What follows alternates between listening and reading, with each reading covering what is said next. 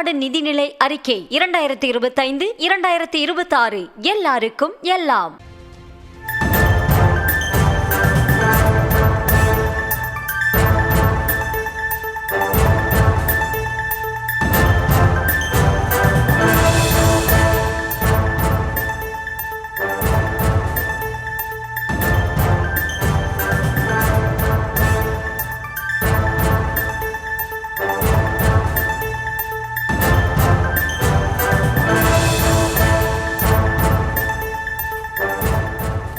வேலை வாங்கி தருவதாக கூறி மோசடி செய்ததாக முன்னாள் அமைச்சர் KT ராஜேந்திர பாலாஜி மீதான வழக்கு தொடர்பாக மேல் விசாரணை நடத்த கோரிய மனு தள்ளுபடி செய்யப்பட்டிருக்கிறது. கூடுதல் விவரங்களோடு இணைகிறார் செய்தியாளர் மதியழகன்.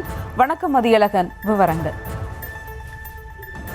இந்த அதிமுக ஆட்சி காலத்தில் பால்வளத்துறை அமைச்சராக பதவி வகித்த KT ராஜேந்திர பாலாஜி ஆவின் நிறுவனம் உள்ளிட்ட அரசு துறைகளில் வேலை வாங்கி தருவதாக கூறி 33 பேரிடம் 3 கோடி ரூபாய் வசூலித்து மோசடி செய்ததாக விருதுநகர் மாவட்ட போலீசார் வழக்கு பதிவு செய்துள்ளனர். இந்த வழக்கில் மேல் விசாரணை நடத்தி விரைந்து குற்றப்பத்திரிகை தாக்கல் செய்ய உத்தரவிடக் கோரி புகார்தாரரான முன்னாள் சபாநாயகர் காளிமுத்துவின் தம்பி நலத்தம்பி சென்னை நீதிமன்றத்தில் மனு தாக்கல் செய்திருந்தார்.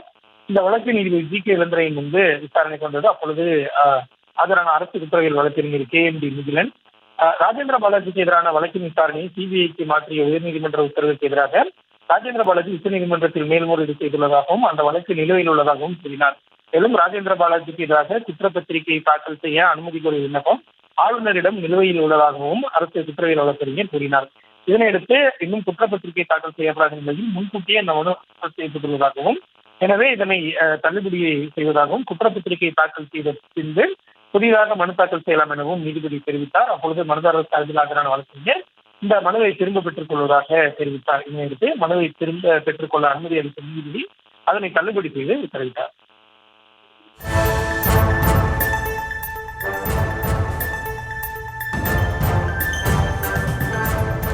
கூடுதல் விவரங்களுக்கு நன்றி மதியழகன். தமிழ்நாடு நிதிநிலை அறிக்கை 2025-2026 எல்லாருக்கும் எல்லாம்.